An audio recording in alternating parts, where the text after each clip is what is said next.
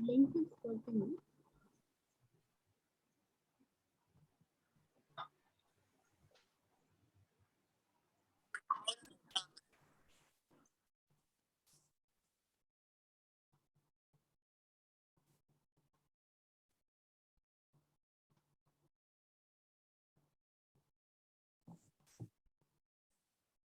I've joined. I can see you.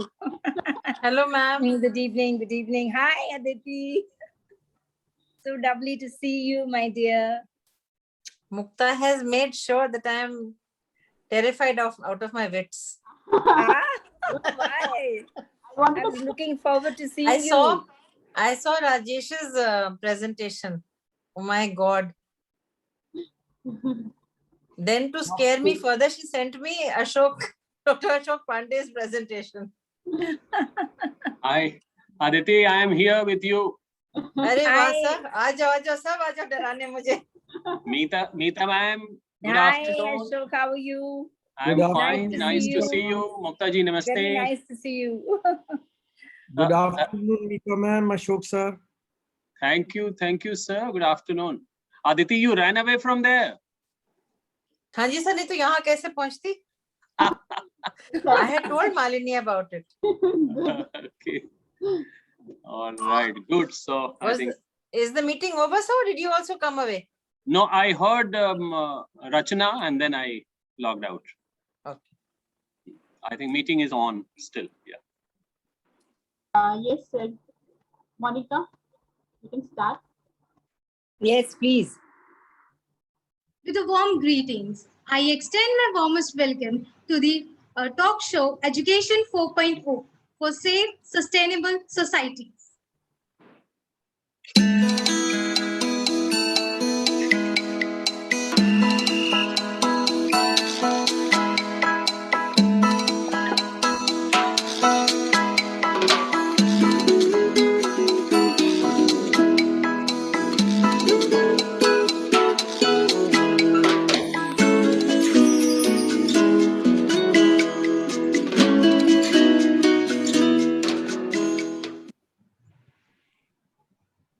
Good evening, everyone, and welcome to the talk show organized by Samurja Educational Society on the theme Education 4.0 for Safe, Sustainable Societies. The society was established in the year 1991. In the 30 years, the society has organized a lot of orientation and induction programs, training sessions, conferences, symposium for school educators, students, and parents. Besides, social outreach programs like Girl Next Door and the Charity Wall. The society also conceptualized and published magazines and periodicals for educators and students. We are indebted to all those who have supported us in these 30 years, especially Dr. Rajesh Asira and Dr. Ashok Pandey, whose support to Samurja deserves special mention and applause. The learning from pandemic felicitated us to redefine our journey, and the society initiated online sessions to share, discuss, and support students, teachers, and school leaders. Through this series of talk shows, we are trying to understand the challenges in the different domains of education for life, from the perspective of a student, a teacher, and a parent. In every episode, we invite an expert in a particular domain to deliberate, discuss, and guide us. The topic for today is liberal art for sustainable societies. Originated from the Latin word liber, means to let free. The basic purpose of liberal art is to liberate a human being to exercise its potential to the fullest. They are actually indispensable for all other learning. They encompass art of listening, speaking, writing, art of communication, and above all, the art of thinking, the art of expressing yourself in any form. The standalone knowledge gained in science and technology may be good for further studies or to acquire a job, but to sustain a job, liberal arts are required. Liberal arts prepare a person to understand problems in personal and professional domain and in a subtle way to enlighten judgment and decision making in life. Those who understand liberal art, they formulate effective argument to communicate well and identify better solutions to the problems. Albert Einstein once said, it is not important for a person to learn the facts, and for learning the facts, the school or colleges are not required. That can be learned from the books. The value of education is in liberal art, which train the mind to think differently, which cannot be learned from the books. When technology marries liberal art, the result it yields make our hearts sing. Steve Jobs said in one of the conferences. Leonardo da Vinci said, to develop a complete mind, learn the science of art and the art of science. Learn how to see that everything is related to everything. And these scientists, IT experts, artists, engineers, Nobel laureates conveyed one common thing, that liberal art is indispensable for life, homes, and organizations. During pandemic, people who have been trained in liberal art, maybe formally or informally, came forward to help the society. I will not take the name, all of you are well aware. Those who supported COVID patients, arranged oxygen cylinders, converted their workplaces into COVID isolation camps. And on the other hand, there are people who are thinking of business, of making money at that time of crisis. In the previous session, we discussed skills, technology, autonomy, but all these have no relevance without liberal art. To understand more about liberal art, it's imperative for a society to be sustainable and how to dissolve those silos between liberal art and other subjects. We have with us Mrs. Aditi Misra, Director Principal, DPS Gurgaon. May I request Monica ma'am to welcome Aditi ma'am to the musical.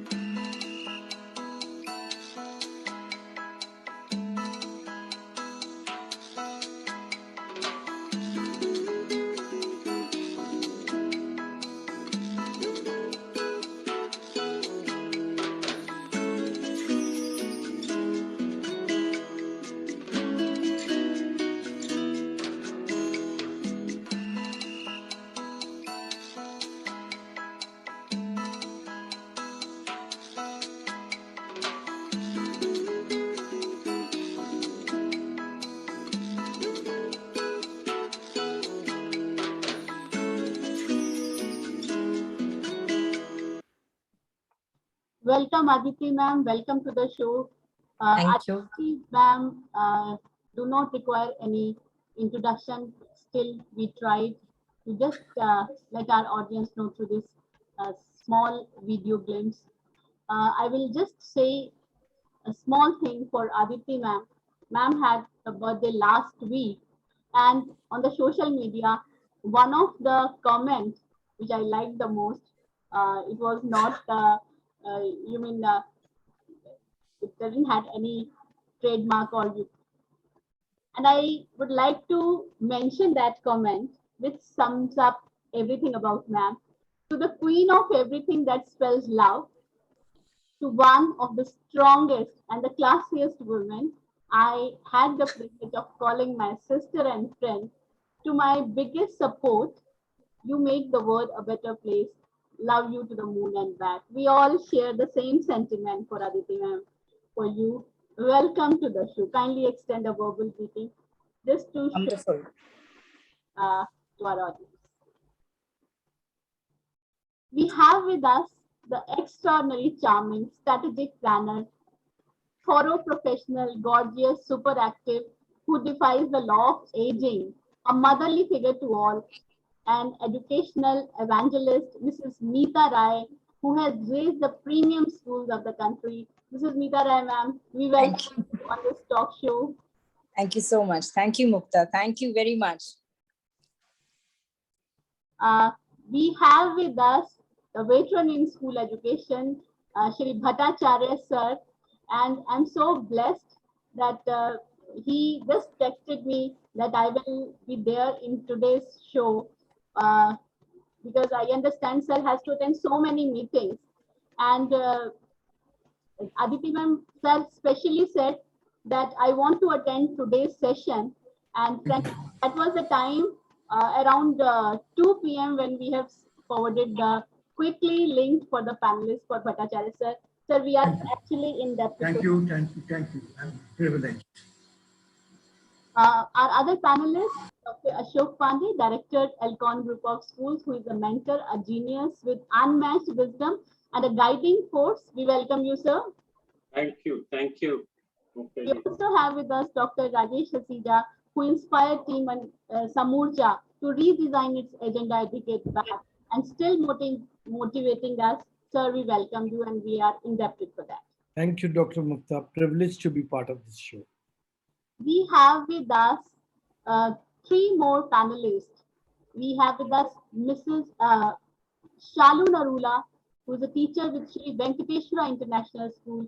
Shalu ma'am, we welcome you. Kindly extend a verbal greeting so that the participants, they can see you. Thank you so much. I'm so Hello. honored. We also have with us Mrs. Lakshmi Prakash, who is representing as a parent here. Lakshmi ma'am, we welcome you to the show. Thank you so much. I'm blessed. Thank you. The youngest participant panelist, we have Miss Nancy Sharma from IP International School, Dwarka. Lovely Nancy, we welcome you on the show. Thank you so much, ma'am. Without further delay, I'll invite Aditi ma'am. Please throw some light on the relevance and the scope of liberal arts and how the society can be sustained through this. Over to Aditi ma'am. Thank you so much, Mukta ma'am. When you spoke to me almost a month ago and asked me if I would speak, I always say yes. I have a problem saying no, which I have been checked for many a time. I did not realize two things. One, that the canvas is huge. What we perceive loosely as liberal arts is just a fraction of what it actually is. And then when I joined the link and I see a stalwart like Mr. Bhattacharya, I think I'm feeling very, very small, very humbled, because here is in front of me a wealth of knowledge. In terms of experience, I think Mrs. Meeta Rai ma'am, Dr. Pandey and Dr. Hasija and Mr. Bhattacharya, you know, I am feeling like a fraction of what I am actually because of their experience and their wealth of knowledge. Honestly, what I have learned as an administrator has been under the very loving wings of Meeta Rai ma'am in DPS Vasant Kunj. So it's very humbling. And if I go wrong, please forgive me to all the audience, because it is a very difficult topic to speak about, actually. You know, when we're talking about sustainable societies, you know, what is a sustainable society, for example? I mean, loosely you say that, you know, where everybody is happy. It's like a utopia. You know, the needs of the community are met. People feel safe. People are healthy. And when safety and health come together, ultimately people are happy. That is what is a sustainable society. And obviously it is the dream of every human to be part of such a society. How does this translate? I mean, at a very superficial level, what are we thinking about when you're talking about society, sustainable society? If you can have the first question on the screen for the participants, let's see what they feel is the creation of a sustainable society. Who is responsible for it? Is it the government? Is it the local administration? Or is it the citizens? I think the citizens.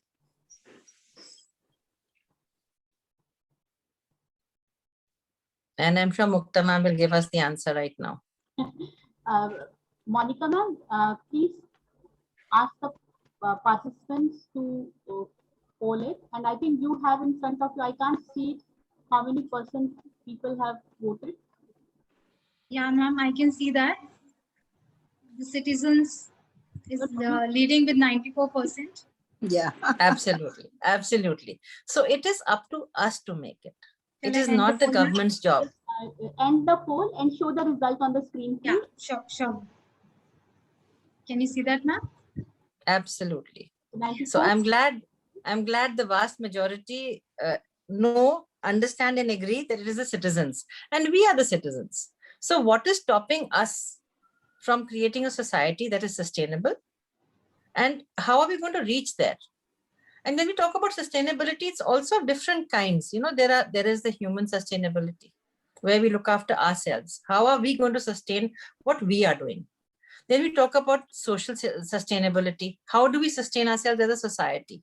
There is economic sustainability. I mean, the past year has shown how some parts of the economy were not able to sustain themselves because the systems were not robust enough. And of course, the much talked about environmental sustainability. I think in terms of research, the maximum amount of research comes in for environmental sustainability. And I must say, to some extent, we have reached somewhere when there has been a lot of talk about alternate sources of energy, whether it's wind power or solar power. But somehow when it comes to the human and the social sustainability, we are still drawing a blank. We are still looking for answers. We are still trying to reach out and see what goes where. And I think essentially it comes down to what we were taught as humans. And since we make up society, for me, it is very simple that we have to go back to what we were taught. Somewhere we've forgotten those very important lessons of reduce, refuse, reuse, and recycle. I mean, these have now become just slogans. I know a lot of my students, I mean, I should not be saying this, but I know parents come and buy uniforms every year. And I sometimes want to ask them, is your uniform of last year not okay? Why are you giving it away? But okay, they're not refusing, fine, good for me. Because now that uniform I can reuse in some way. So the ideas that come out of our own historical perspective, the ideas that we grew up with are something that we have to now get back online. So how do we do this? How do we make our cities, our societies more inclusive to be sustainable? You know, you cannot leave out. There is a general trend that children feel excluded, whether it is in school, whether it is in their societies, whether it is in the playground. The whole idea of making a society inclusive is, sustainable, is to include everybody, because then everybody has their stake in it. Everybody wants to run society the way it ought to be run. That society also has to be safe. The more you exclude, the more you do not make a society economically sustainable, the more chances of lack of safety. You will have thefts, you will have dacoities, you will have violence for money, unless we make our society economically safe and strong. We need to have our societies also as resilient. Again, this is something which the last 15, 16 months have shown us. Where is our inner resilience? Why are we buckling under the pressure of sitting at home? It's your home. There is so much to be thankful for. And I've got so used to saying it that I'm scared I'm going to start saying it in my sleep one day. Because I speak to parents, I speak to groups of children, I've been speaking to alumni, that what is it that is making you feel weak? Why are children slipping into depression? What is going wrong? Where is our the fact that we can sustain ourselves with whatever we have? So the lack of resilience, the lack of strength of purpose is something which worries me as an educator. And of course, when you bring in all of this, inclusion, safety, and resilience, we can be pretty sure that the 4 aspects of sustainability which I spoke of will be somewhat met. So I'll repeat that once again: the human sustainability, the social sustainability, the economic sustainability, and the environmental sustainability. Try and map each of these to what I spoke about: inclusion, safety, and resilience. I now request you to put your second question on the screen, please. Okay, it is. To create and sustain safe and sustainable societies, we need our children to focus on the sciences, on technology, on liberal arts, or all of the above.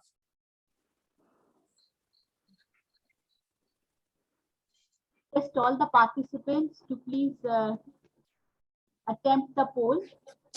Yes, ma'am. I think all of the above is leading. I'm glad. So I'm obviously speaking to a very enlightened audience.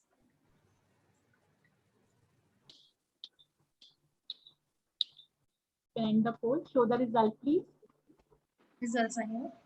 Wow, 93%. I must clap for the audience because that is the correct answer. So it's a misconception we have had for a long time that liberal arts means humanities. It means history, political science, sociology, psychology. In actual fact, liberal arts is the widest form of study, and it is not really a curriculum. It is the way of transacting a curriculum. You know, the liberal arts curriculum that we talk about from medieval times to now has not really changed. So it has 4 components, which I will go through briefly. You have the humanities, of course, where you have art, you have literature, you have philosophy, ethics, religion, music, theater. And there are some questions on that, which I will also address. Mukta ma'am shared the questions from the audience. After humanities, the second is the social sciences, which deal with people, history, law, psychology, sociology, political science, gender studies, economics. Then you have the natural sciences as part of liberal arts. I don't think I was very sure of this either, to be honest, where we have astronomy, biology, physics, chemistry, archaeology, zoology, botany, all of this becoming part of the liberal arts curriculum. And lastly, the formal sciences, which is maths, logic, statistics. So there is nothing which is left out except medicine and engineering. Actually, if you look at the traditional liberal arts curriculum, that is what it offers. And it has come as a very pleasant surprise just, I think, 2 days ago when IIT Bombay has announced a new curriculum starting from this 2021. So the first year they do all the subjects. From 22, they're starting what they're calling LASE, L-A-S-E, where L-A is liberal arts, S is science, and E is engineering. So I think this is the way forward. Even when we look at the NEP, that is what it's talking about, removing these silos. Stop putting people in boxes that you are humanities and you are science and you're engineering and now you're medicine. I think somewhere, especially as you evolve, you have to have a bit of everything. You know, I have some of my best friends who are doctors are now so passionately interested in history, and they keep talking about why they were not allowed to study history while they were doing medicine, while they were studying even in school. And I think somewhere, even the NEP envisages that you should have a curriculum which is best suited to the child. And when a curriculum is best suited to the child, obviously it becomes more sustainable because they want to study it. They want to get into the research bit. They want to know more about it. And obviously that is what creates a society that is obviously a little better rounded, where we are not putting children and people into silos that, you know, you are this and you will do only this. And as we are progressing, I think we are all seeing people who are also more well-rounded. I have a doctor friend who writes books on ancient civilizations. He's written a whole storybook on Harappa. He's written one on the Egyptian civilization. It's a storybook, but it's based on those times. We have painters who are actually, in the civil services. So that whole blurring of boundaries is what I call. So if you have to blur the boundaries through the liberal arts, I think that is actually the way forward to move ahead and to make sure that everybody gets to do what they want to do. And only then will you be able to create a whole army of, whether it's children or whether it's adults, who will have got a bit of everything inside, and you cannot say that such and such person has done the sciences and therefore he or she cannot be a great communicator because they didn't do that part, or they cannot do logic because they haven't studied it, or that the humanities person who's done history should not know anything about statistics. So the whole idea of including liberal arts in the curriculum and therefore creating opportunity for every child to be able to get a taste of every aspect of this curriculum is what is going to help. And I think when I looked at the questions which you sent me, Mukta, some of them had exactly this. If you permit, I will go through those because they will answer a lot of things which we are talking about in bringing sustainability into our classes. So the first question was, of course, making online teaching interesting. I think I heard both Dr. Pandey's talk and Dr. Hasija's talk, and they both talked about how for teaching to be interesting, it has to be real. And interest does not, unfortunately, come from the curriculum or from the textbook. It comes through the teacher. Yes, absolutely. So a teacher who is probably a great proponent or an exponent of the liberal arts will bring in her teaching that variety. So when she's teaching history, she'll bring in a bit of music also. If she's fond of maths, she'll bring in a bit of maths while teaching. She'll bring in the sciences, because after all of these are wedded together. Carbon-14 dating happens when you're doing archaeology. How can you say I don't know about carbon-14? When you're reading about the ancient texts, how can you say that I do not understand Sanskrit, so therefore I will not be able to understand what has been written over here? So the online teaching has to become interesting by bringing in more experiences, so to say. Whoever has asked this question, this is especially for you. Through yourself, through your anecdotes, through your stories, through your music, dance, art, role play, you have to make online teaching interesting. And I think online teaching is giving you the opportunity to involve the children in the teaching process as well. So do that to make it more easy, fun, sustainable. The second question was, the NEP has no hard separations. So how do we deal with that? And that brings me to the whole idea of liberal arts, because that encompasses everything. Like I said, excepting medicine and engineering, it has elements of sciences, it has elements of humanities, it has elements of business. So one way to do is, of course, allot rooms like you have in the IB schools, where instead of having classes where teachers go, the students now go to rooms. So there's a biology room, there is a history room, there is a political science room, there is a chemistry room, there's a economics room, and children move freely. That may not be possible because after all, we have many subjects in CBSE, and it may be difficult to create that many rooms, especially when you are allowing this freedom in the 11th and 12th. So the other way could be to create combinations where you allow a child to do maths, economics, history, biology, and maybe physical education or art or music or dance. So such a child will now have the elements of a traditional, typical liberal arts curriculum, because he would have some of the pure humanities, he would have studied some science, life sciences through biology, would have the fine arts through music or dance or whatever else, and business studies as well. So these are the two solutions which I can offer, which can be done. And in case children don't want this particular combination, make another combination which can form another section. Because I agree that creating rooms which are subject-wise might be a challenge for schools to create. How does sustainable development prove to be a growth for an economy? So when you talk about sustainability, it obviously means it is self-regulating. It is also self-propitiating. And such an economy cannot help but grow, because you do not need any external stimuli over here. It is the people, it is the resources which are sort of self-aggrandizing in such a way that it is sustainable and growing. How to incorporate music? I think I've already spoken about this briefly.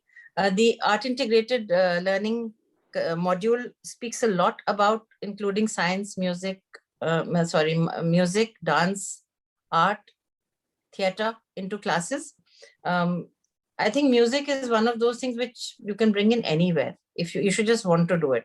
So I recall a time in the 1980s when I started teaching, and there was no such hard and fast rule about bringing in music into the classroom. And I remember carrying my old beaten down cassette player into the class, and I taught the entire Bhakti and Sufi movement through 2 cassettes, where I played Bhakti songs of Kabir, of Mirabai, of Guru Nanak, and I played some Sufi music, which was not very popular then, so it was very difficult to get hold of that kind of music. But only through that music, I used to play the song and I used to tell them, what does it say? What do you think that the poet is trying to say? And through that came the whole idea of God being not an external entity, but being inside you, being like a friend, being one of us, so to say. We also introduced, for example, music we brought into the chemistry class, surprisingly, where the children themselves wrote a rap song on the periodic table. It was perhaps not very musical, but those children have not forgotten the periodic table because they enjoy rap. And now being able to sing it is more fun. We introduced in the online class, trust me, we introduced Jal Tarang inside each home, because every home has a katori and every home has a spoon and every home has water. All we did was involve maths into this and physics into this by teaching the children what is 1/8 of the katori, what is 2/8 of the katori, what is now 3/8 of the katori. So the maths bit was taken care of. And then to tell them that the sound that is made is different from each katori as you hit the spoon on it. And well, I'm sure the parents must have really cursed us because it was like a cacophony. Teacher had to keep muting everybody, but there was an element of fun inside the class. And again, bringing in all the elements of the liberal arts into the teaching process, I doubt if these children are going to forget how Jal Tarang brought in elements of physics and maths into their homes, into their classroom. Importance of energy saving ways. This was a question about how sustainability is linked to energy saving. And this is something I think most good schools do, where we talk about saving water, saving electricity, saving whatever we can save by doing certain things from the home. So whether it is switching off lights, whether it is saving water, whether it is not using plastic, it starts from home, goes on to school. And I think when a whole generation thinks this way, these are the first steps we are creating through the using of liberal arts into creating better societies, more sustainable societies, and safer societies in the long run. How do you convince parents about liberal arts? I don't think there should be a reason to convince them. You have to show the parents, you have to show them, you have to make them aware. Typically a parent will know what he or she has done, or what their parents have done, or what their immediate friends have done. And it is up to us as educators to open the windows for the parents and for children and just show them that this is a particular career a child can take after doing these subjects, and this is the way forward. Because I think those days are gone where you only had those 5-6 things to do. You either become a doctor, or you become an engineer, or you become a lawyer, or you have a business. That's it. I mean, there's no fourth way. And of course, sad to say that teaching was not among the most desired vocations. And I see that changing now with the coming of new age schools, with the coming of people who believe that education is what they want to do because they want to make a difference. So again, I would say that, creating societies that sustain themselves, the happiness quotient is something we don't look at, which must be seen. So instead of convincing parents, create opportunity for the child to have an idea of what he or she can do after doing a certain, kind of subject. Future. Then a very interesting question about art teachers and dance teachers. not having great interpersonal skills. I don't know what they meant by that question, possibly about communication. And communication is a very important aspect of liberal arts. Whether it's logic, whether it's ethics, whether it's religion, history, it lends itself to a lot of debate, a lot of disagreement, and then agreeing to disagree, or having a debate to convince the other person about your point of view. So I think if some kind of trainings are done, I think CBSE lays a lot of emphasis on continuous professional development for teachers. So allowing them that moment to get trained to say what they have to say. A lot of our teachers say, we have an artistic temperament, and that I don't really agree with, because what do you mean by temperament? Are you saying that you have a temper? I always ask them that being temperamental is not a good thing. If you have to say something, say it in the nicest possible way, or make music, art, dance teachers parts of groups of the academic subjects, so that they understand the nuances. And from there come the whole ideas of the integration of art and music with academic subjects, the integration of different kind of disciplines to create that, that wholesome picture that we are looking for. I'd like to ask the third question now, if that's possible.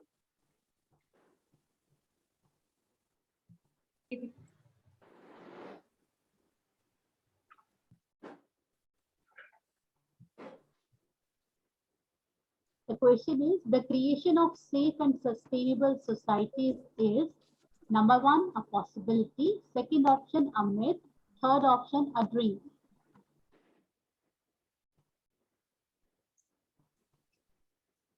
We are leading with a possibility.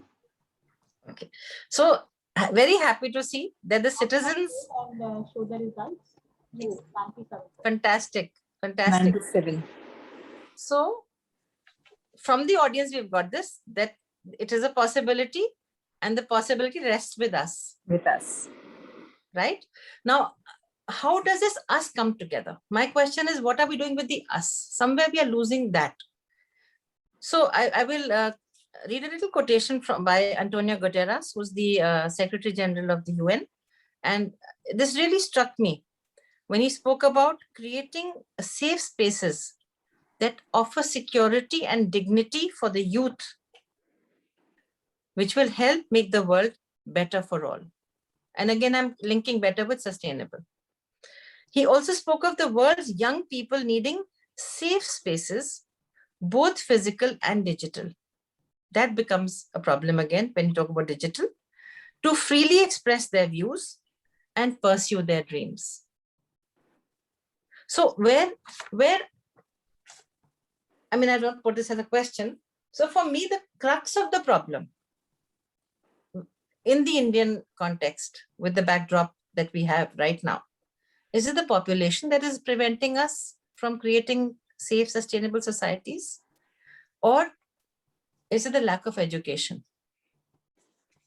Since I can't ask everybody else, I can ask this learned group that, do you think it is a lack of education that we are not able to reach out to every child? Is that it, that they don't feel included?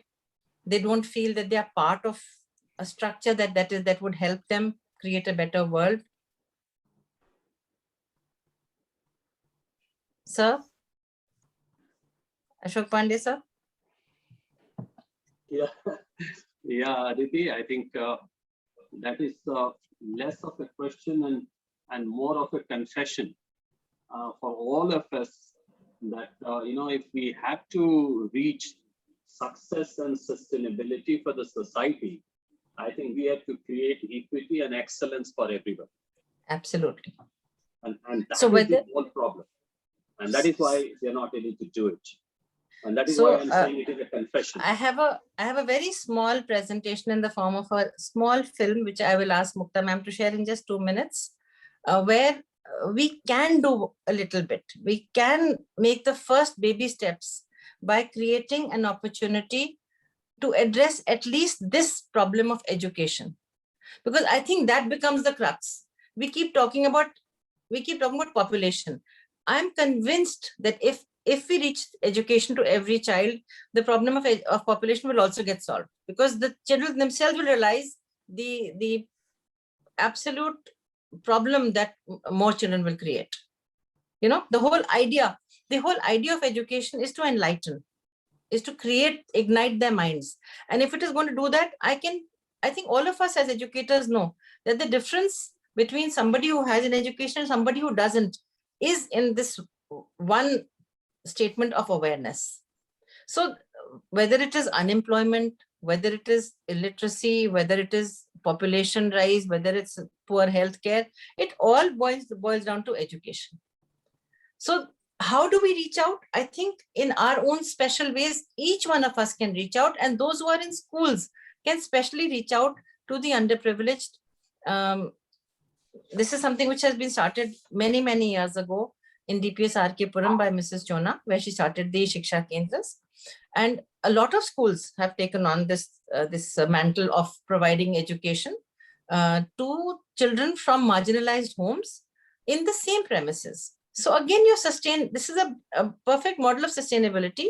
You're reusing that building. Otherwise, our schools are shut at 2 o'clock. We don't reuse that building again. But to reuse it in such a way that you create an opportunity for those who would otherwise not have this opportunity.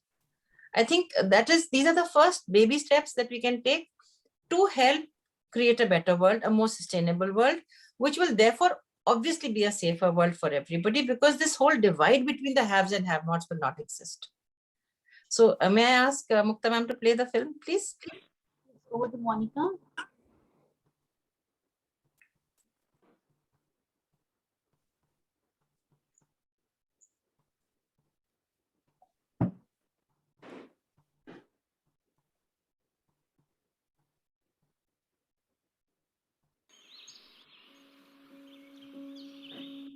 I want to become a doctor.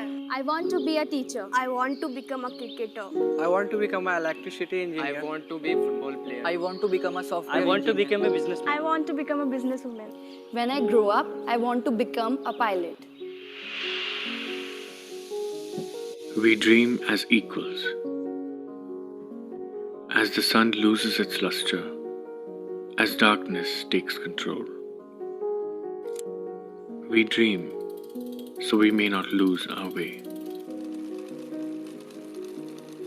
Our age does not betray what we know about life, that ours is different from yours, that it cannot be dreamt away, that it must be faced. It must be lived. Life must go on.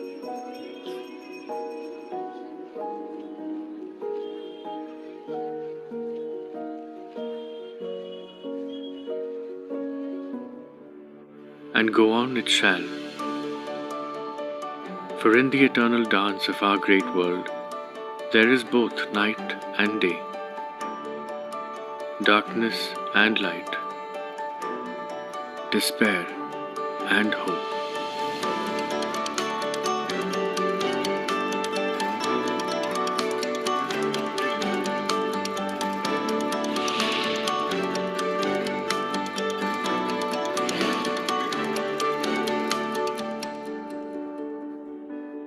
In those moments of despair, we shall not weep. We shall not fall to our knees. Instead, we will go where our dreams take us. With curiosity, passion, and a will to challenge the hand that life has dealt us.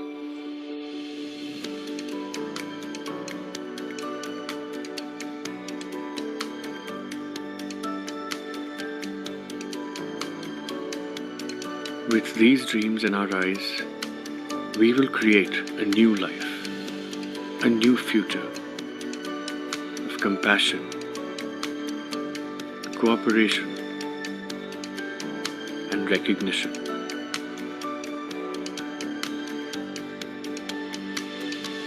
Today, we dream as equals. We are no longer the victims. We are potential, waiting to be tapped. We are masses of boundless energy, with need of only an opportunity. I will be a teacher. I will be an accountant. I will become a doctor. When I grow up, I will become a pilot. To change our lives, to change your lives, to change the world. We dream as equals, so one day we may live as equals.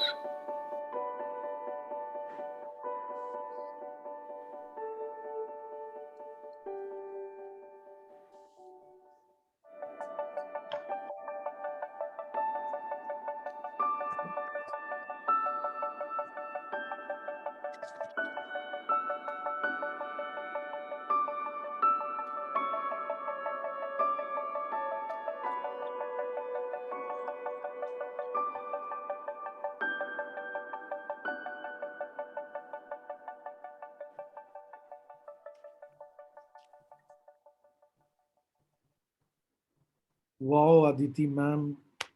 Very Welcome. nice. Beautiful. Proud of you. You Thank are an icon, actually. We all are proud of you. Thank you. So this is just an example of a sustainable practice.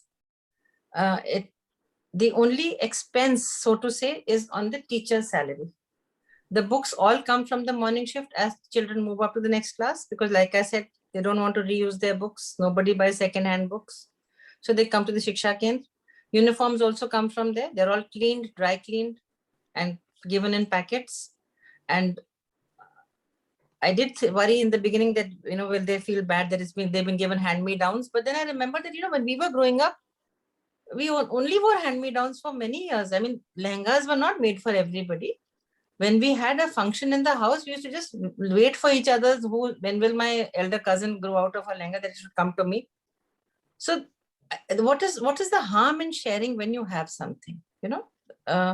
It has been one of my mantras to reuse whatever possibly we can, because only then, when we start from home, are we going to extend it to school and then extend it to society at large. So this has been one of the practices which started 18 years ago, and this film has been made by one of the alumni for the Shiksha Kendra only. And happy to say that many of the students of Shiksha Kendra have now joined college. And I think one of them, who was brought in the morning shift, is now working for Deloitte, which is a big thing. I mean, there are one odd success stories, but those one odd success stories make us go on. Of course. Therefore, it becomes a sustainable practice and a small step towards creating a society. This is a microcosm of society, to create a larger society using these sustainable practices. It's phenomenal. Great. Thank you. Wonderful. I'm waiting for the questions now, which I hope I can answer. All of us, we are just a moment back with us. So, Martin Luther says, parents can provide no better gift to their children than to provide them education in liberal arts at home. Every home must be the center of educating liberal arts for a harmonious society. So first of all, I'll ask Lakshmi ma'am, as a parent, what are the challenges you are facing from your end, or from a larger family, or from the children's end, with reference to learning of liberal arts? Thank you so much. It was such an enlightening session. And thank you so much, Aditi ma'am. It was wonderful.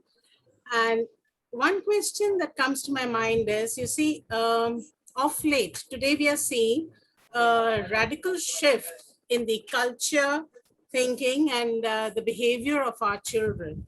So what's the role of liberal arts education here? How does it prepare our children for the future? Well, like I said, liberal arts is more of a, way you teach, not just a curriculum, so to say. So since it's the most well-rounded curriculum, you can say, which gives you a chance to check in on your social science aspects as well as the science aspects, I think it prepares a child for any career. And today, when you're looking at 21st century skills, what you're looking for is good communication, critical thinking, creativity. All of it comes in the banner of under the banner of liberal arts, because communication is the bedrock of most of the debates that are held in you don't debate in science. A certain formula will reach a certain end. A certain chemical equation will not change. But you will debate political science. You will debate legal studies. You can argue about history, right? So I think those skills, if they are honed in the right way, will prepare the child to prepare the various challenges that life will bring on once they start working, once they get into mainstream life, so to say. Right now, they're very protected in their homes. We have to prepare them. Yeah, that's right. Thank you so much. Thank you. Thank you, Lakshmi ma'am. And now I'll invite Mrs. Shalu Narula from Shri Venkateshwara International School. Namaskar, ma'am.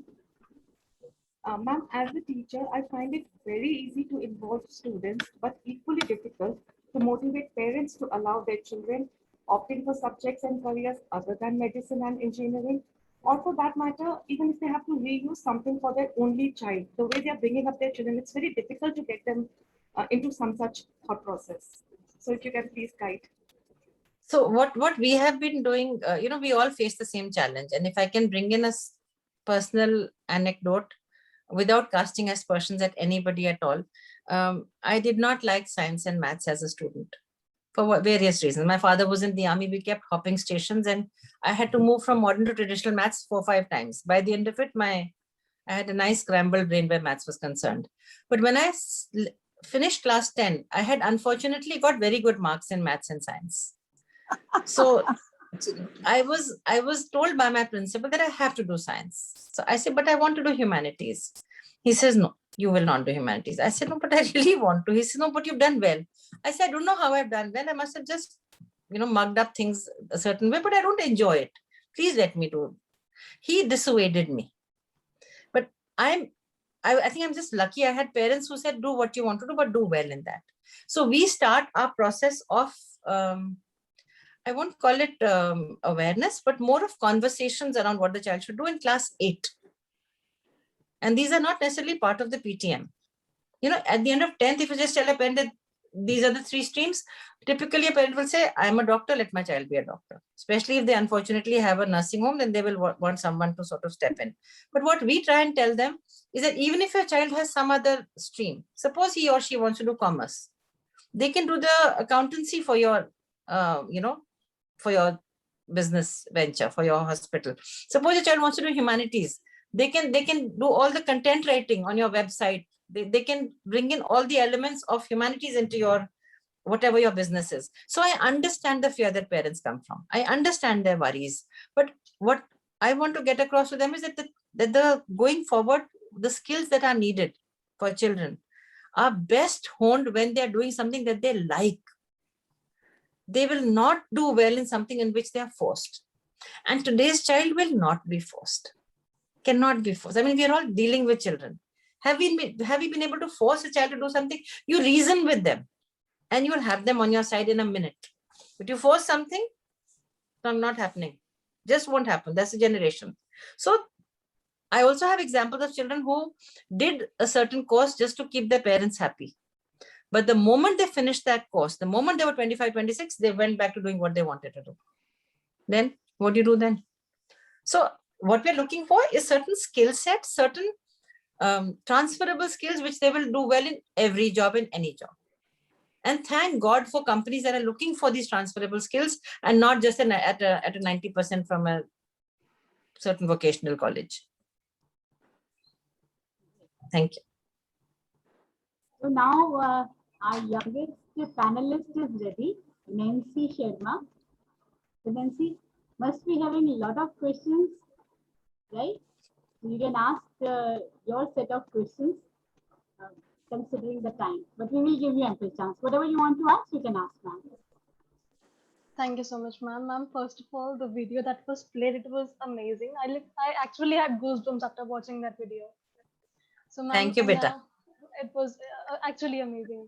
So now, ma'am, the question now that I have is, I would like to ask you that when we talk about liberal arts, do you think there is a specific branch or a specific subject in liberal arts which can prove instrumental in achieving sustainability goals? And also, how can the students work or contribute towards safe and sustainable education? So the first part of your question is, sustainable goals are not limited to liberal arts. Sustainable goals, which are set out by the famous SDGs of the UN, is the responsibility of every citizen who is walking on this planet, irrespective of what they study.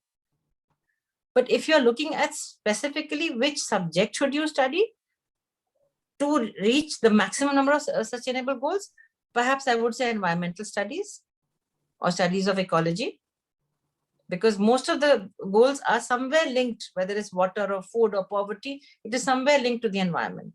Absolutely. And the second part of your question was, how can the students help in creating? So a student has to believe. I mean, I have immense faith in the power and the strength of resilience of our students. So if they want to do something, they will do it. So whether it's building, for example, the Shiksha Kendra, or if, I'll talk about something which has been a success, saying no to plastics in schools. It was run by students almost 15, 20 years ago. I don't see any plastic in school now. Say no to crackers, initiated by students, led by them, hardly any crackers in metropolitan cities, at least. I don't know about the smallest kasbas. So whatever the students get into, if I know your generation is exceedingly bright, but if an idea appeals to you as a generation, and if you know it's going to make a difference, I have seen children getting into it. Look at Teach for India.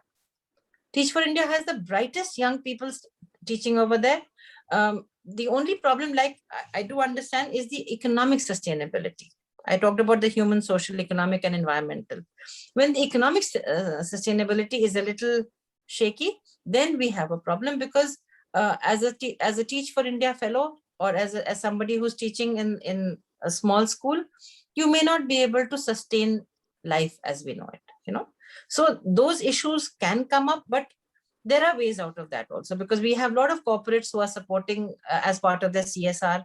They support the small schools, they support NGOs, they support a lot of sustainable goals, for which I think the aspect of economic sustainability can also be met. But you have to believe in it, and you have to get down to doing it. Happy, Nancy? Yes, ma'am. Thank you so much. I totally agree to what ma'am said. Thank you, beta. And Nancy is from Indraprastha International School, Dwarka. So resilience and conviction, I think that flows from the leadership. Great. Thank you so much, ma'am.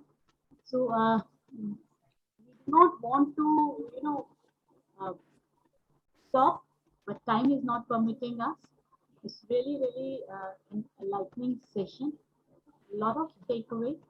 And now I'll request Meeta Rai, ma'am, to please sum up, although it's not possible, whatever ma'am has said, to sum up in 5 minutes. I'll request ma'am with her proficiency in language, she will definitely do justice. Thank you, Mukta. Thank you so much. Well, all I can say is that I am overawed. My little girl, Aditi, I still call her my little girl. And she has grown up in front of me. She's had her babies, and they have grown up and got married. And so I've seen her evolve, and I'm so, so proud of her. I can't tell you. I think what you've given us today is a lesson for all of us. In fact, information that we knew was there in the background, but you have brought it clear, lucid, and very, I should say, understandable. So thank you very much, Aditi. I think liberal arts truly has liberated us today. And as Mukta said, the value of true education is evident through the liberal arts. Of course, liberal arts we always associated with music, dance, theater. but she has told us that it includes a wide array of subjects and they are all integrated, and a good teacher, somebody who's really dedicated and committed to her profession, will use this liberal arts field to integrate all the subjects and use music, dance, art, and theater into it. What Aditi was very clear about was the combination of subjects. Well, in my personal life, I'll tell you that both my daughters played games with me. My elder daughter rather, she was very good in English literature, but because her friends in DPS Arkipuram took commerce, so she also took commerce, and she was pathetic. She barely got through with 33% marks in maths. Thank God that was a 6th subject. Anyway, she left that and joined English literature in St. Stephen's and did her master's from there also. The younger one, she did her PhD in psychology from Columbia University. And then she had this passion for cooking and baking. So she joined the School of Baking in London. And 2-year course she did there. And now she's head of a baking unit there called Delicious. And I'm so proud that she has switched her profession so easily that I always tell her, but all those 10 years of your PhD, what are you doing now? But she's happy doing what she's doing. And Marks and Spencer's has accepted 2 of her recipes, and they are being used in 91 centers in London itself. So you can imagine that how children these days, what Aditi said, the children today are very smart. They know what they want and they'll go for it.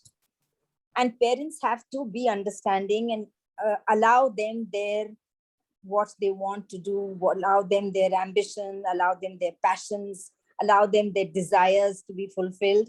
And that is what is, I think, more sustainable than anything else. Because what we are looking for, the question asked was, what is the future of these liberal arts? Will it have a place in their profession life? Well, it's up to them to find a place for liberal arts in their profession. And I'm sure that if they are wise and they can use this knowledge of integration into their very own professional life, it will help them go miles ahead of the others. So Aditi, I think you've done a great job. And this, whatever you have taught us today about inclusion, safety, resilience, strength of character, all these are such important lessons of life, which you have learned and which you are trying to teach the youth of today and all of us also through this beautiful talk show that Mukta has organized. Thank you, Mukta, for making me a part of this. And I'm very happy to be a part of this. And of course, as Aditi said, such great educations are part of it. And I'm proud that Mukta has included me in this. And of course, education never finishes. It is a continuous program, a process. And although I'm sitting at home, I'm itching to know what's happening. And when Mukta's call came, I was very happy to be involved again in something that is, close to my heart. So God bless us. And I think this show should go on always. And thank you, Aditi. You've done a great job. I'm awfully, awfully proud of you. I think it's wonderful the way you have evolved, the way you are shining. And every time there is a star in your cap or there's a feather in your cap, I feel, yes, I'm so proud of you. I love you. And God bless you and keep on shining. All the best. Thank you, ma'am. Thank you. Thank you so much, Mukta ma'am. You have done this thing wonderfully, wonderfully. So crisp. This time is not permitting us. A last sentence from Ashok sir. I think Dr. Bhattacharya also wanted to say something, but he has lost the connection. So, I think Mr. Bhattacharya and Dr. Hasija, both of them have left because they had urgent meeting. And my last 2 sentences, if you permit, the sentence number 1 is about liberal arts, which originated in the Greek education system very, very long time ago, moved to America, came to Europe, and now it is traveling to Asia and India. So I think we all have to embrace it. So this is first sentence. And the second sentence, whatever Aditi has said beautifully, Aditi, I'm just making a sentence out of all that you have said. And let me see if I succeed in doing that. So according to my very dear friend Aditi, it is possible to attain sustainable societies if all citizens actively participate in it and we all pursue liberal arts. Thank you. Thank you very much. Absolutely. Just the craft. Beautiful summary. Thank you. Thank you very much. Thank you, everyone. Thank you, Aditi. Thank you. ma'am, for enlightening us. Ashok sir, Shalu Narula ma'am, Lakshmi ma'am, and little princess Nancy. Thank you for being on this platform. So we'll just wrap up. Over to you, Preeti, for the vote of thanks. Thank you, ma'am. Good morning, good evening, everyone. Respected panelists, Ms. Aditi Mishra, ma'am, Dr. Ashok sir, Ms. Meeta Rai, ma'am, Ms. Shalu Narula, ma'am, Ms. Lakshmi Prakash, ma'am, and our dear Nancy. I, Kriti Kapoor, on behalf of Samurja Educational Society, extend a very hearty vote of thanks to the honorable delegates who blessed us with their presence and took out valuable time from their busy schedule. I must mention our deep sense of appreciation for all of you for empowering us by sharing your wisdom and experience. I would like to extend a special thanks to Dr. Mukta Mishra ma'am for inspiring us. She's the guiding force for every new step forward. I extend my big thanks to our Samurja team for their support, and especially Monica ma'am for her endless support in the IT department. And my deep sense of appreciation goes to all the participants who were live with us and attended this talk show with great enthusiasm. We look forward for your feedback and support as always. Once again, thank you everyone. Namaskar. Thank you. Everyone. Thank you, Aditi. Congratulations. Thank you. Thank you so much. Thank you. Thank you, Meeta ma'am. Thank you so Thank much. you, ma'am. Ashok. Thank you, Lakshmi ma'am. Mukta ma'am. Thank you, Thank you. everybody. all of so you. much, ma'am. Preeti and Monica, congratulations. Very, Thank very you, sir. humbling to Thank speak you. in front of stalwarts like Dr. Pandey, Meeta Rai ma'am, Dr. Hasija. They are friends, but they are stalwarts. Please Ah, Aditi, you are also a Aditi. stalwart now, okay? Aditi जी। आप इतना बोल दोगी ना हम इतना humble हो जाएंगे कि हमें 1 महीने वॉक करना पड़ेगा ह्यूमिलिटी वॉक तुम भी स्टॉलवर्ट हो बेटा और क्या ह्यूमिलिटी वॉक पे मत भेजो हाँ Thank you. Thank you so much. God bless you. God bless you. God bless you. खुश रहो.